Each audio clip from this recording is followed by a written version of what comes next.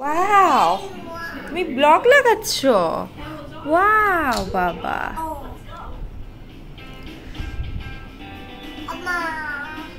আসসালামু আলাইকুম। আশা করছি সবাই ভালো আছেন, আমরা ভালো আছি আলহামদুলিল্লাহ। নতুন আরো একটা ব্লগে সবাইকে ওয়েলকাম জানাচ্ছি। আজকে আমার বাসায় 18 জনের মতো গেস্ট আসবে। সবাই বাংলাদেশি ইঞ্জিনিয়ার, ইন্টেলে চাকরি করে, আর বাকিরা ইনশাআল্লাহ আগামীকালকে আসবে। তো আজকে পিঠার অ্যারেঞ্জমেন্ট করেছি, কয়েকদিন ধরেই পিঠার প্রিপারেশন আমি নিচ্ছি। তো আজকেও যথারীতি সকালবেলা শুরু করে দিয়েছি প্রিপারেশন।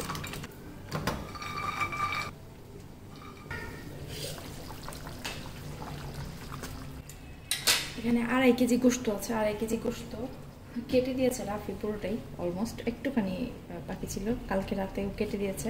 হাফ ডান করে রেখেছিলাম কালকে, আজকে পুরোপুরি কমপ্লিট করে রাখছি। একটু ঝোল রাখবো আর কি, যেহেতু চিতই পিঠা দিয়ে খাওয়া হবে এই জন্য।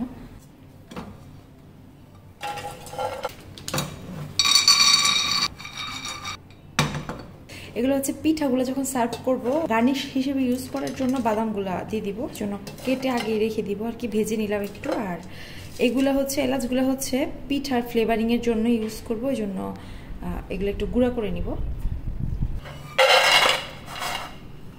এলাচটাকে পাউডার করে নেওয়ার পর একটু চেড়ে নিয়েছি, কারণ এই যে খোসার এই অংশটা ব্লেন্ড হচ্ছিল না। এবারে পাউডারটা আমি একটু বক্সে রেখে দিব। এটা খুবই স্ট্রং ফ্লেভার, অনেক বেশি তো ইউজ করা যাবে না, অল্প অল্প করে আর কি, 1 চিমটি করে ইউজ করতে হবে। ঘি দিয়ে দিচ্ছি, একটু দিয়ে দিচ্ছি। পাটিসাপটার যে পুরটা করলাম কালকে, এটাতে আমি কোনো গরম মশলাই দিইনি, এটা ভুলে গিয়েছিলাম। তাই এখন আমি আবার এটাকে একটু গরম মশলা আর নারিকেল দিয়ে বাগার দিয়ে নিচ্ছি। ডেসিকেটেড কোকোনাট ইউজ করছি। পাটিসাপটা পিঠার জন্য আমি একটা ব্যাটার তৈরি করে নিচ্ছি। তো এটা হচ্ছে চালের গুঁড়া, এটা হচ্ছে ময়দা। তো এটা কেনা চালের গুঁড়া। ব্যাটারটা বানানোর রেসিপি ফলো করেছি স্পাইস বাংলা চ্যানেলের, আপনারা চাইলে আমি রেসিপি লিঙ্কটা ডিসক্রিপশন বক্সে দিয়ে দিব। তো তারপরে আমি ভাবলাম আমি একটু দেখিয়ে দিই আপনাদেরকে। তো চালের গুঁড়া আমি নিয়ে নিচ্ছি এখানে 2 কাপ, কারণ আমি 40টার মতো পিঠা বানাবো, তো 40টা পিঠা যাতে হয় সেই আন্দাজ করে আর কি। এই যে 3 কাপ নিয়ে নিলাম। চালের গুঁড়া যতটুকু, ময়দা তার অর্ধেক, হচ্ছে 1.5 কাপ। সামান্য একটু লবণ। এখানে আমি 2 টেবিল চামচ গুড়, 2 টেবিল চামচ চিনি নিয়ে নিয়েছি। এটাকে একটু হালকা গরম পানি দিয়ে গুলিয়ে নিচ্ছি।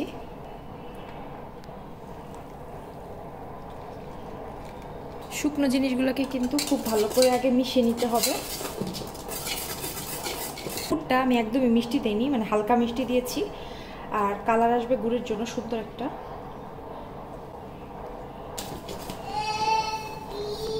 আস্তে আস্তে ঠান্ডা পানি দিয়ে, মানে নর্মাল টেম্পারেচারের পানি দিয়ে আমি ব্যাটার করে নিচ্ছি একটা। এটা রেডি করে ফেলেছি। এখন এটাকে একটা পাশে রেখে দিচ্ছি। এই যে এটা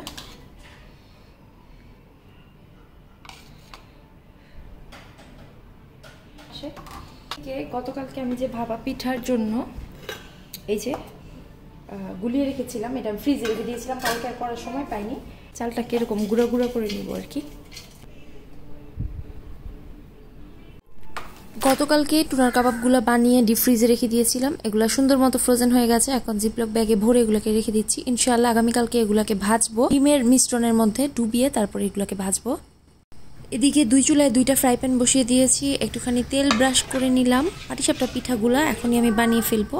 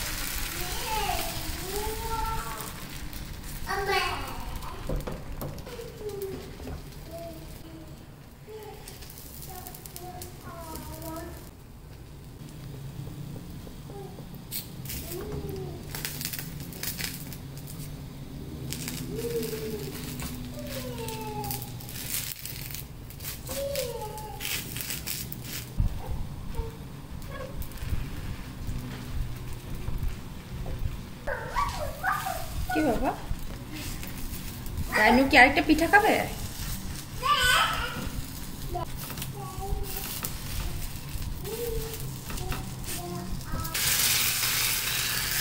ভাপা পিঠা বানাতে নিয়েছিলাম, প্রথম 3টা তো একদমই ভেঙে খুলে গেছে, একটা হয়েছে কোনো মতে। তো এটার গুঁড়িটা দিয়ে চিতই পিঠার ব্যাটারটা গুলিয়ে নিয়েছি, আর সাথে একটু ধনিয়া পাতা কাঁচামরিচ দিয়ে দিয়েছি। চিতই পিঠা করে নিচ্ছি একবারে, এগুলো আর কি করে ফেললে মানে এটার ওয়েস্ট হলো না। এই যে বানাচ্ছি, প্রথম ব্যাচ ধনিয়া পাতা ছাড়াই বানাইছিলাম।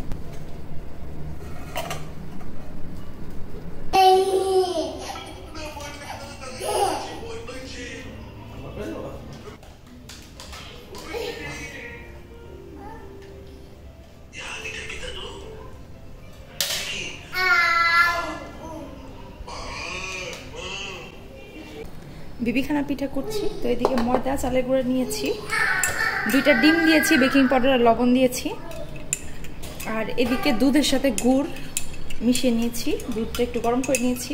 বিবিখানা পিঠাটা আমি আয়শা সিদ্দিকা আপুর রেসিপি ফলো করে রেডি করেছি, এলিসাস কিচেনের রেসিপিটাও দেখেছি। 2টা রেসিপি একদম হুবহু একরকম মনে হয়েছে আমার কাছে। এটাকে আমি একটুখানি পানি দিয়ে ভিজিয়ে নিয়েছি, কারণ একদম ড্রাই হয়ে যায় তাহলে।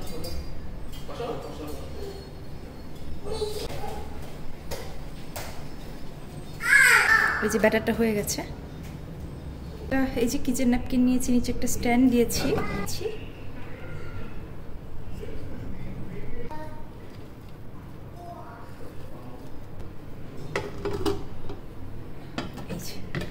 এটাকে পুরোপুরি সিদ্ধ হয়ে যাওয়া পর্যন্ত আমি রান্না করব। 1 কাপ ময়দা নিয়েছি, হাফ কাপ নিয়ে নিয়েছি সুজি, গুড় নিয়েছি, গুড়টাকে দুধ দিয়ে গুলিয়ে নিচ্ছি, দুধটা হালকা গরম আছে। এখন বানাচ্ছি পোয়া পিঠা, আর আমি এফএনএফ কিচেনের রেসিপিটা ফলো করেছি, আমি ডেসক্রিপশন বক্সে সবগুলা পিঠার রেসিপি লিঙ্ক দিয়ে দিব। একদম কুসুম গরম পানি, সুন্দর করে পাতলা একটা ব্যাটার করে নিচ্ছি। পোয়া পিঠার ব্যাটারটাকে আমি রেস্টে রেখে দিয়েছি, আর এদিকে 1.5 লিটারের মতো দুধ জাল করে নিয়েছি। আমি স্বাদ মতো চিনি দিয়ে দিচ্ছি, একটুখানি গুড় দিয়ে দিচ্ছি কালারের জন্য। এই গুড়টা পোয়া পিঠাতে দেওয়ার পরে একটুখানি অবশিষ্ট ছিল, ওইটা এখানে দিয়ে দিচ্ছি।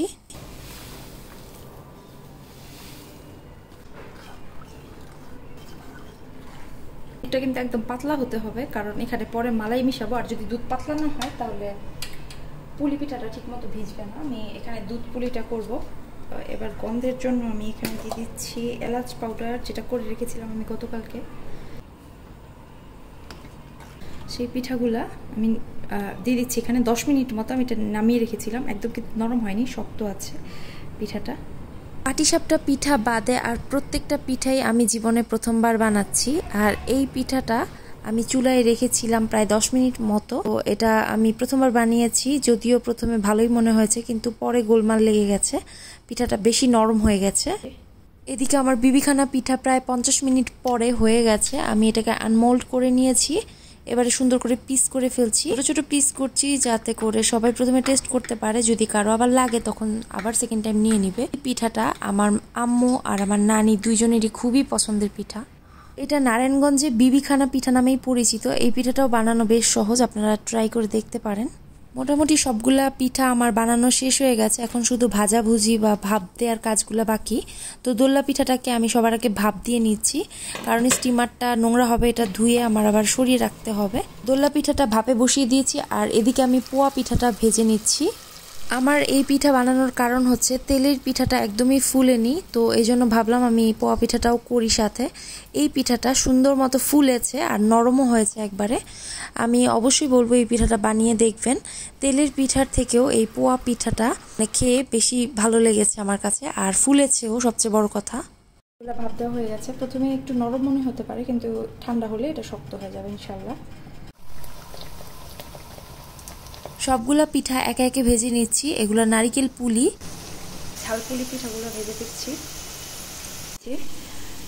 নারিকেল পুলি ভেজে ফেলেছি।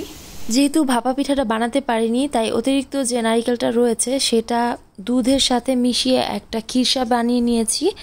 এটা আমি পাফ পেস্ট্রির ভিতরে সুন্দর করে দিয়ে একটা পিঠা বানিয়ে নিচ্ছি। কী পিঠা এটা আমি নিজেও জানি না, তবে এটা খেতে খুবই মজা হয়েছিল। এরকম ছোট ছোট পকেট সাইজের করে নিচ্ছি। প্রিহিটেড ওভেনে 200 ডিগ্রি সেলসিয়াসে এটাকে বেক করব 10 থেকে 12 মিনিটের জন্য।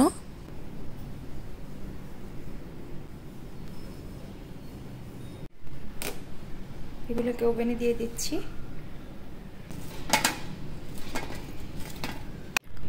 টেবিলটাকে সেট করে ফেলেছি। এই হচ্ছে আমার পিঠা, এই হচ্ছে ভর্তা 3 রকমের, শুটকি, ধনিয়া পাতা আর সরিষা।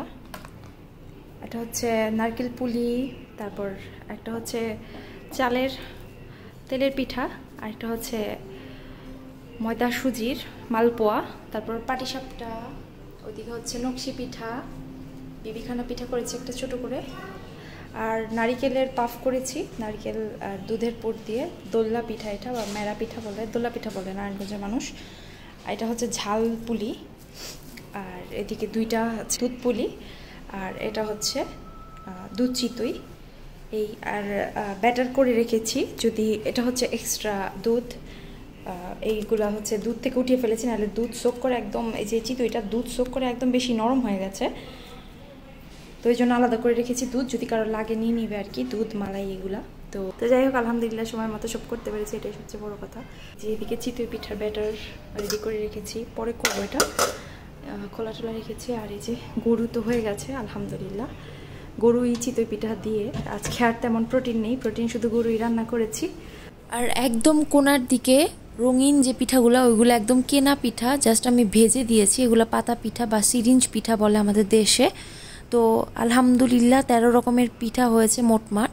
এর মধ্যে সিরিঞ্জ পিঠাটা কেনা, আর বাকি 12 রকমের পিঠাটাই আমি ঘরে বানিয়েছি আলহামদুলিল্লাহ। আমি ভাবতেও পারিনি যে আমি নিজে এগুলো বানাতে পারবো। আসলে আল্লাহ সহায় ছিল, নিয়ত করেছিলাম, তাই করতে পেরেছি। এখন দেখা যাক, সবার খেয়ে ভালো লাগলেই চলে। তো ডিনার আসলে এটাই, আমি আর আলাদা ভাত টাত কিছু রান্না করিনি। চিতই পিঠাটাই গরম গরম আবার করে দিব যাদের লাগবে। এখন ঝটপট উপর থেকে আমি একটু রেডি হয়ে আসছি, সুন্দর করে একটা সুতি জামা পরে রেডি হয়ে নিচে চলে আসছি। আসলে সবাই সাজুগুজু করে আসবে, আমি যদি না একটু সাজুগুজু করি নিজের কাছেও খারাপ লাগবে, তো এই জন্য একটু সাজুগুজু করলাম। গল্প করতে করতে আসলে এভাবে আর ভিডিও করা হয়নি। তো আমার ছেলেও নিচে চলে গেছে, যেহেতু চাচু এসেছে সে তো যাবেই। চাচু তার জন্য তরমুজ নিয়ে আসছে, পেয়ারা নিয়ে আসছে, আর সবাই এত জিনিস নিয়ে আসছে, মানে প্রত্যেকবারই ওরা যতবার আসে অনেক জিনিস সাথে করে নিয়ে আসে। তো এখন কালকে যেহেতু আবার একটা দাওয়াতের আয়োজন আছে, আমি যতটা পারি এখন গুছিয়ে, আচ্ছা আপনাদেরকে তো দেখানো হয়নি, এই যে দেখেন আমার ছেলে কলম দিয়ে এই আঁকিবুকি করেছে। সকালে আমি ঘুমিয়েছিলাম, উঠতে আমার দেরি হয়েছে, পরে এসে দেখি সে এই কাজ করছে। তো এগুলো সব গুছায় ফেলবো, গুছিয়ে তারপর আমি হচ্ছে শুতে যাব। এখন বাজে 11টা, ইনশাল্লাহ 1 ঘন্টার মধ্যে সব শেষ করতে পারবো আশা করি। এই যে গোশত এতটুকু আছে, তো এই যে ব্যাটারও আছে। আমার আফসোস লাগছে, ওরা চিতই পিঠাটা খুব পছন্দ করেছে, কিন্তু ওদেরকে দিতে পারিনি, কারণ বানিয়ে আসলে মানে ওরা চলে গেছে, মানে তারা ছিল চলে যাবে, আমি বানিয়ে আর কুলাতে পারি নাই। তো এই তো এখন এখানেই শেষ করছি। সবাই ভালো থাকবেন, আমাদের জন্য দোয়া করবেন। ইনশাল্লাহ কালকের দাওয়াতের ব্লগটাও আপনাদের সাথে শেয়ার করার চেষ্টা করব। আর হ্যাঁ, আমার ভর্তাগুলো সবার খুবই ভালো লেগেছে, সবগুলো পিঠাই সবার খুবই ভালো লেগেছে, কিন্তু আফসোস এই পিঠাটা একদম নরম হয়ে মানে ভেঙে গেছে পুরো, মানে দুধ পুলি আর যেটা দুধ চিতই। তো ব্যাপার না, আর বাকি সব তো এই যে দেখতেই পাচ্ছেন মোটামুটি শেষ হয়েছে। তো বিদায় নিচ্ছি, সবাই ভালো থাকবেন, আমাদের জন্য দোয়া করবেন। আল্লাহ হাফেজ।